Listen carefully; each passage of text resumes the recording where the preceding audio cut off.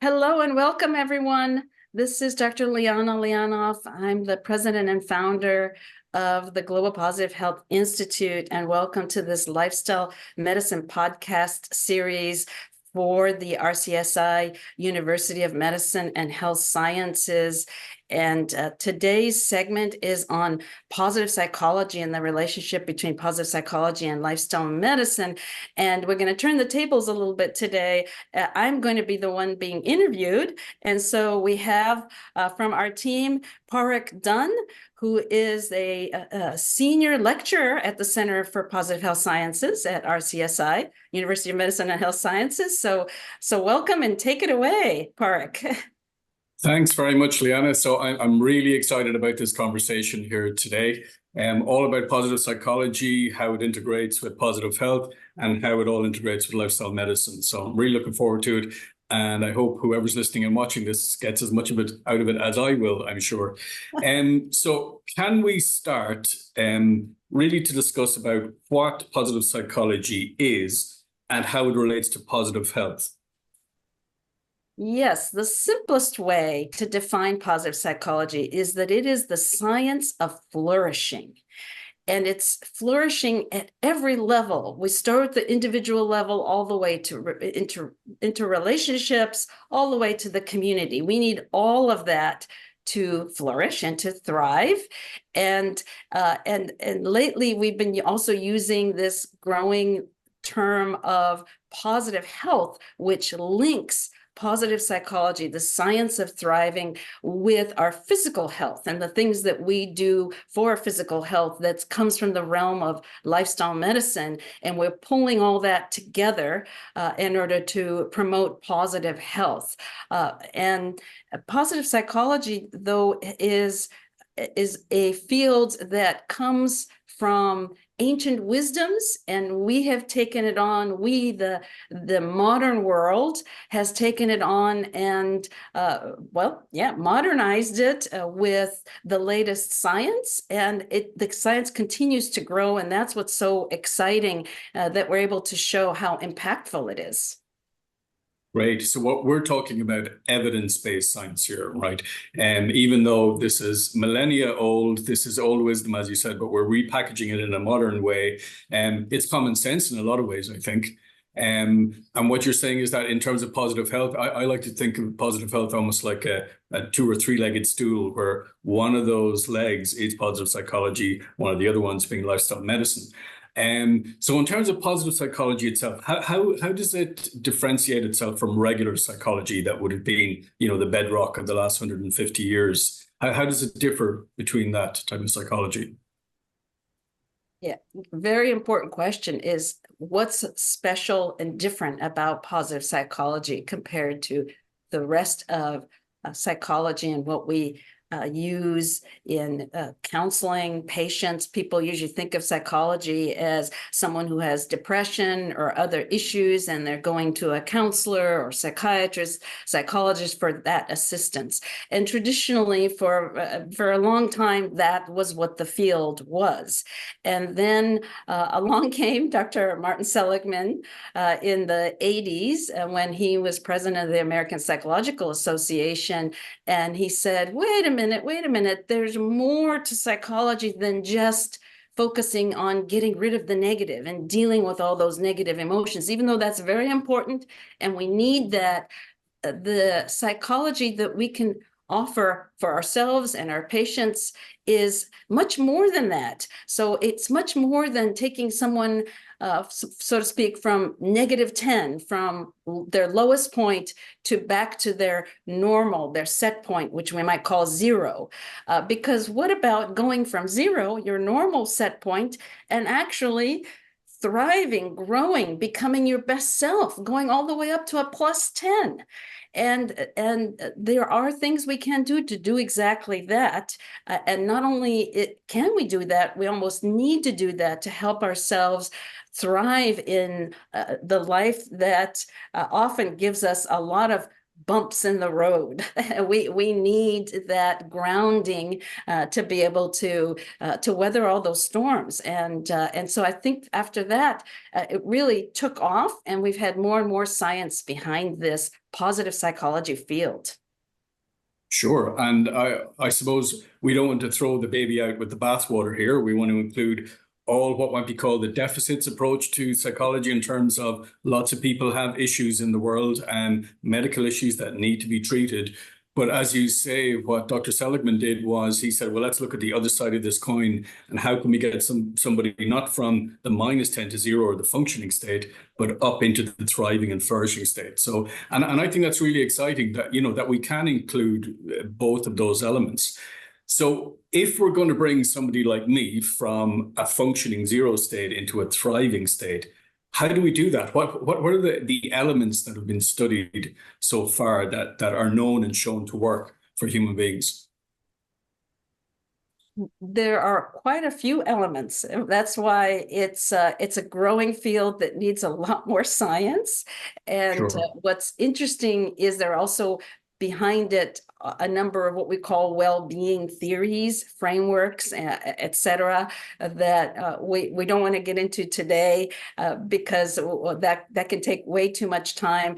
Just suffice it to say, there are a number of approaches that have been studied, and that ultimately, when you throw those into these analyses, and especially meta-analyses, we show that by doing these kinds of activities, such as gratitude practice, acts of kindness, we can talk more about examples, that these kinds of intentional approaches can improve one's psychological well-being and subjective well-being. And again, scientifically speaking, there is a statistically significant impact on well-being, even though it might be small to moderate. These are not huge differences, but if we take into account the fact that we are studying such a wide variety of these interventions and a wide variety of the quality of the scientific studies, that's saying a lot, that, wow, there's something there that we should pay attention to. And then now the scientists are saying, well, we need to learn more. We need to tease that out. We need even better science to say, well, which exactly types of interventions work with which populations in which kinds of circumstances. So we still have a long ways to go. Also, I often, when I give my talks, talk about culture makes a difference. So different cultures may respond differently to these types of interventions. So there's just still so much to learn. But bottom line is, how do we go from that 0 to +10? Some of it is fairly simple, and I still really like Dr. Martin Seligman's framework of PERMA. And Right. we often talk about that, and that's the acronym that stands for P for positive emotions such as joy, hope, pride, optimism, and then E for engagement, or a sense of flow when we're doing something and we lose track of space and time. And then R, absolutely the heart of PERMA and positive psychology, is relationships and social connection. And then M, having a sense of meaning and purpose and meaning in our daily activities. And then A for accomplishment. We all, as human beings, want to strive towards better goals for ourselves. As we make small steps and succeed along those steps, we want to celebrate that, and that makes us feel good. It contributes to our well-being. So that is the PERMA model that's often talked about. There's different variations of that. People have added H for health, because we do, and we'll be talking about how it connects to physical health, and V for vitality, various, I would say, machinations of this tried and true, at this point, PERMA construct that has been used so much, we often now use it almost as a verb, like, are you PERMA-ing today? And so, in fact, Marty Seligman himself has said, well, maybe there's a little bit too much of an overuse of PERMA, but I still teach this because it's a great place to start, especially for someone who is not familiar with this huge field of positive psychology. It's a nice way to remember a few of those kinds of ways that we can, again, go from 0 to +10. Sure. So, and I really like the PERMA model as well, because As you say, these are for me anyway, the core elements of positive psychology. Obviously there are more, as you've, suggested, and we will talk about health in a moment. But they are the core elements. And for me, they're like little plants in little pots that we need to cultivate. And if we put them all together, then we get that forward moving, thriving, flourishing state. And for some people, I guess, maybe for me, I need to put a bit more work into the flow or E part of PERMA, whereas maybe the relationship is okay, or maybe I need to put a little more work into the meaning element. So we can find out these things, can't we, about ourselves? And then we can cultivate them like gardeners of our own flourishing. So it's really exciting. And I think it's great that these are evidence-based, right? So that the science is emerging, but there's a lot more to do in this space. Yes, of course. Yes. Yeah. And in terms of, so positive psychology, really important element. And is it all about happiness? Is it all just about the smiley face? And, because I hear a lot of people, well, not a lot of people, but some people maybe talk about positive psychology as being a little too positive, if you see what I'm saying. Like, how would you explain that to somebody out there who thinks, oh, this is just all positivity and life's not all about being positive all the time? What's your opinion on that? Great question. I'm glad you brought this up because this comes up often. And for those who are, I say, uninitiated, just not familiar with the field of positive psychology, if you just hear this term even, it's very natural to assume it's all about being positive. Yeah, exactly. And boy, does life have surprises for you if you think you're going to be positive all the time. And Absolutely. What are these crazy scientists thinking that they're going to find ways to keep us positive all the time? And of course not. Of course, we are human beings dealing with all kinds of challenges every day in our lives. And what positive psychology emphasizes is this wonderful word I love, emodiversity. A diversity of emotions that we can embrace with self-compassion. And so we can have guilt and shame and sadness, fear, anxiety. That's all part of being human.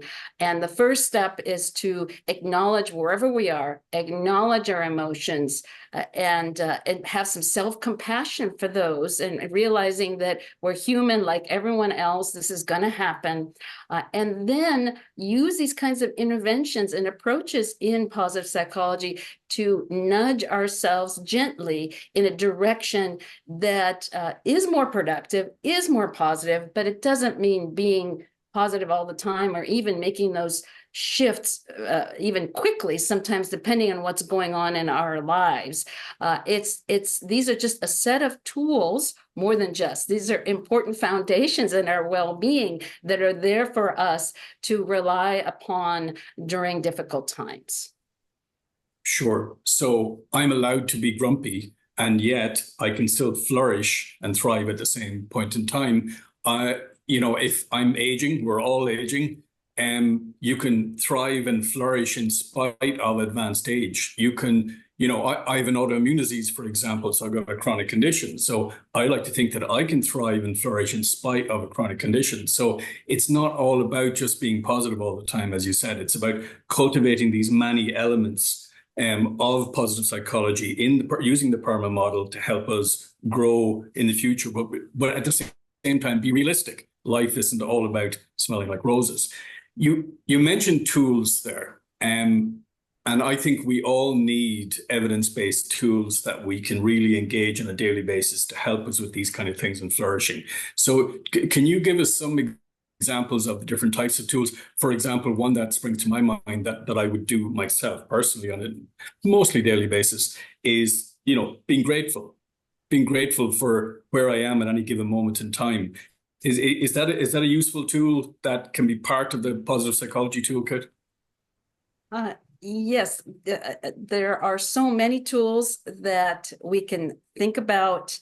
Gratitude is one. Again, for that one, I have to give a little caveat that some of the research shows that gratitude practice may not be quite as effective in what we call collectivist cultures, which tend to be Asian cultures, because if you're expressing gratitude, it's almost the sense of indebtedness to another person or group of people, which can turn into a negative emotion. It still doesn't mean that graduate practice is not effective in those groups, but it's just a little cautionary note and a great example of where we do have to take culture and context and populations in mind. That being said, graduate practice is one of the most widely studied interventions in positive psychology, and it's a very good one. It's certainly been found to be very powerful in many ways through gratitude visits and gratitude journals and 3 good things, sitting down and reflecting what's going well in my life. Another caveat there is what I call dosing, and I think some of the researchers call it dosing. Is an example of that interventions have a sweet spot about how often and how much we do them.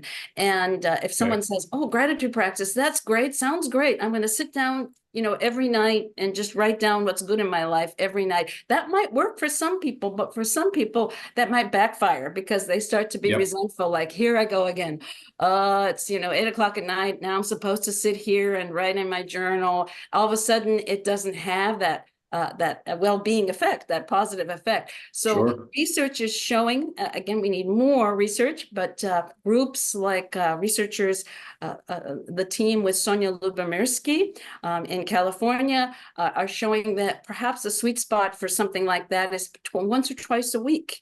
Maybe every Sunday evening, sitting down and reflecting on your week and figuring out what's gone well or who in your life has really contributed to your happiness in this past week. And so that's an example of a great tool and some examples of how to use that kind of a tool. There's also acts of kindness, forgiveness, positivity reminiscence. So you can sit down and reflect in detail a good experience you've had in your life.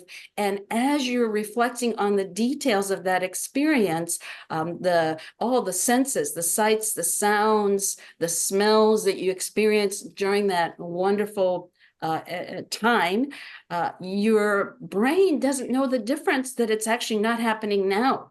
It starts to release those hormones and neurotransmitters as if it's happening in the moment, and you get that extra positive boost at any time you need it. So that's another powerful tool. Probably, though, I would say the science is most robust in 2 areas. We mentioned the PERMA model, and of the PERMA model, the R is the most powerful. So if we do nothing else in terms of what's in that umbrella of positive psychology to help ourselves, let us pay attention to our connections, our social connections, and let's intentionally build high quality social connections. And there are ways to do that, including what we've just mentioned. You can build your connections through kindness, through gratitude, through shared laughter, through celebrating another's successes, celebrating together. That builds your closeness.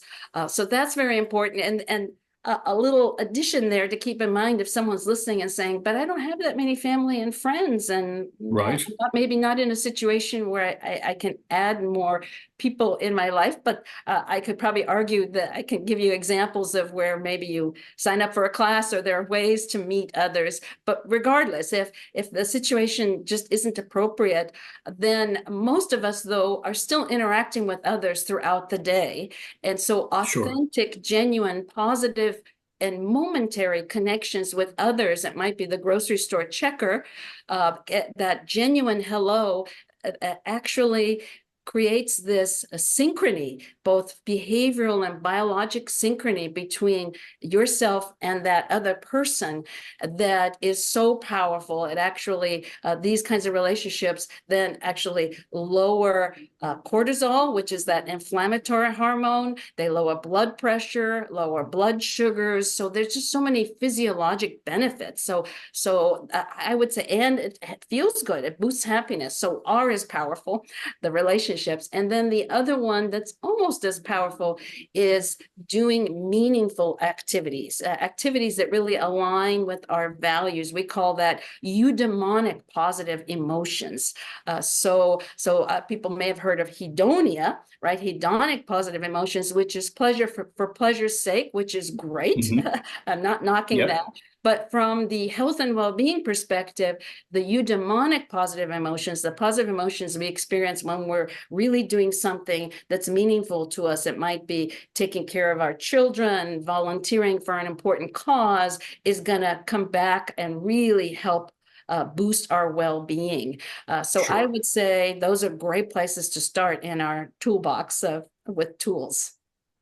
Okay, well, that's a fantastic description there. And thank you for pointing out those little caveats as well, because, you know, this is not a one size fits all approach. It needs to be tailored to the individual. And as you said, tailored to culture as well. And I think researchers need in the 21st century to pay much more attention to those aspects of these many developing evidence-based tools. So thanks for mentioning that. So you mentioned words like neurotransmitter, cortisol, things like this. And that leads me to believe then that there's some kind of link here between positive psychology and lifestyle medicine, or am I wrong? Absolutely. And this is what I'm so passionate about. So much so that I've, with my wonderful co-author, Dr. Yolanta Burke, and myself have written this book that's coming out shortly, Lifestyle Medicine from the Inside Out, where we explore both the science and practice of how we combine the pillars of lifestyle medicine, which we've talked about on another segment in this series, and positive psychology. But just as a refresher, the pillars of lifestyle medicine are eating a predominantly whole food plant-based diet, physical activity, getting enough and restorative sleep, about 7 to 9 hours a night, managing our stress, avoiding risky substance use, or if we're going to use substances, reducing the harm from those substances, and a social connection, are all managing our stress. Those are the biggies. And I always expand the social connection pillar to what I call then the positive psychology pillar, because as we just made the point, that is PERMA and our relationships. The social connection is a part of it, but there are these other interventions and tools that contribute to our health and well-being. And so the science is absolutely clear that there is a link between these behaviors, lifestyle behaviors, modalities, and positive psychology, and particularly positive emotions. So one way that they're linked that's amazing, and that really got me very excited about this link, is that as we practice these healthy lifestyles, each of them boosts our positive emotions. So there's natural, not only are they good for our physical health, they're good for our emotional health. Things like physical activity and eating mostly plant-based is actually a treatment for depression. But separately from that, it also boosts happiness. So I should explain that in our brain, happiness and depression are on separate continua. Our negative emotions are on one continuum, and our positive emotions are on another continuum. So we can, regardless of someone is dealing with an illness or even major depression, boost moments of joy through a lot of these interventions we've been talking about, but also through these lifestyle medicine modalities, like physical activity, eating healthy.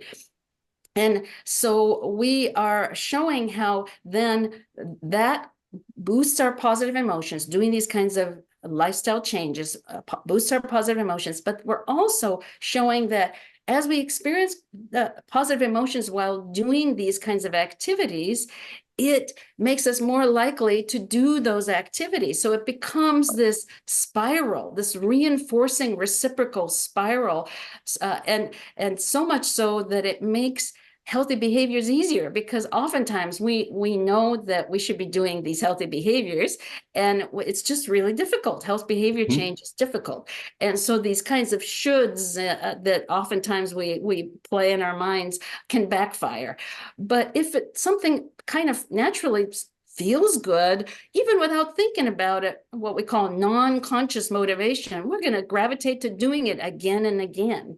And not only that, but it's an outward spiral because we're building other resources. Because as we do these activities, we're happier, so we're more fun to be around, for example, and then we have more friends, more social supports, which reinforce us to be doing these activities that are good for our health and well-being. So that's one very important link between lifestyle medicine and positive psychology, is the behavioral piece, and the boosting those emotions and boosting the physical activity.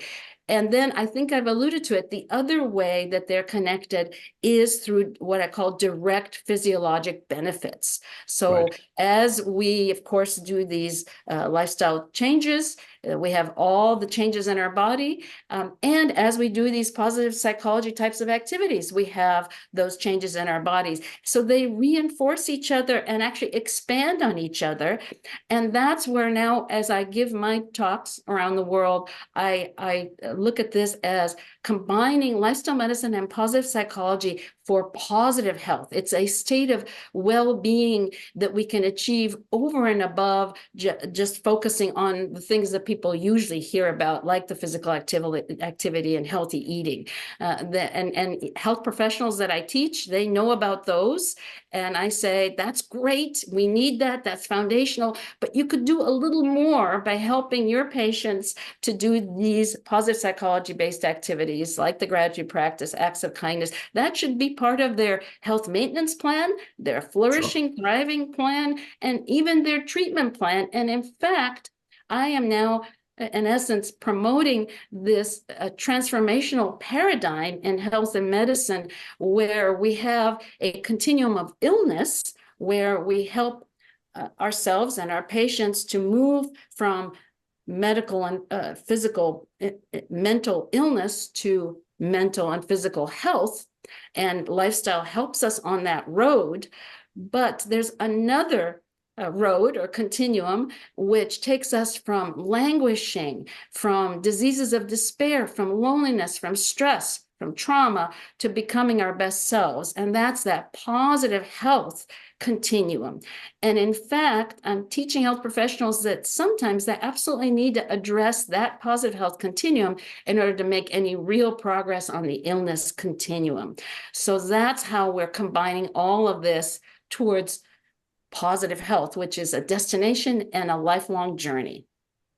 Right. I think that's a wonderful explanation and a great way to end that piece. So really, we're talking about positive psychology and lifestyle medicine meet and integrate and form this beautiful positive feedback loop that can spiral up and out and wider. And it seems to me also that positive psychology almost sets the foundation from being able to engage in these activities, as you say, that we all know we should be doing. But if it was that easy, we'd all be superhuman, very fit individuals. And we're not, because it's difficult to make these changes. And no matter how small, it's very difficult, and it's difficult to sustain them. So what you're saying is that if we engage in these positive psychology tools and practices, that they will help us actually engage in these lifestyle or physical practices that will also have a knock-on effect on the positive psychology ones. And around we go again in a very nice positive feedback loop. So I think that's a lovely place really to end. But before we finish, I would just like to ask your advice for people who are on this course, which is largely about lifestyle medicine, but how they would go about maybe generating their own toolkit that could maybe synergize tools that are based in positive psychology with tools based in lifestyle medicine. So how would the average person like me start to develop a toolkit that would incorporate positive psychology and lifestyle medicine into one thing that let's call the positive health toolkit, for example, for want of a better phrase? How would you advise an average person out there to do that? Well, I appreciate that question because it's something I think a lot about and I've written about. And I guess I'll shamelessly plug my book, Strengths in the Mirror, which it was written for a general audience. It's Strengths in the Mirror, Thriving Now and Tomorrow, where it talks exactly about building your own toolkit with some tool sets and Yep. walks you through thinking about what are my physical health habits? What are they? Start where you are and how can I build on them? Again, have self-compassion. If you're not doing anything, that's okay. You start wherever you can. Yep. That's the first one. The second one is these positive activities. Are you doing any kind of positive activities? Again, if you're not, it's great to start now, or if you are, build on that. Maybe do more of that. Maybe you already are doing acts of kindness or volunteering at your local faith-based community, and that feels good. Do more of that, and then ask, well, was there something new and different that I've just learned about that I can add to my toolkit on that tool set?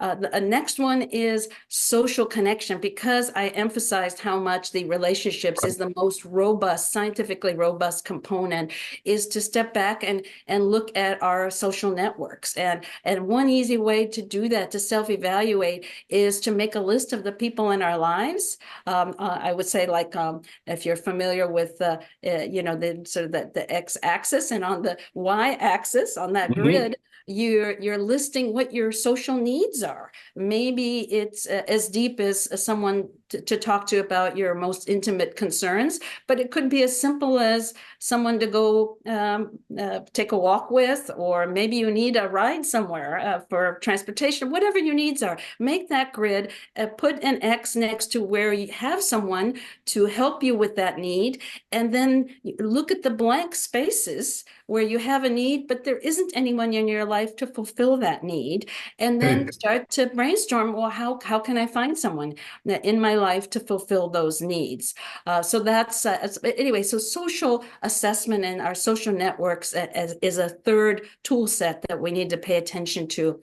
And then the other two are related to what we naturally bring to the table. So we haven't mentioned yet, but it's a big part of positive psychology, is character strengths. And a lot of research has gone into character strengths.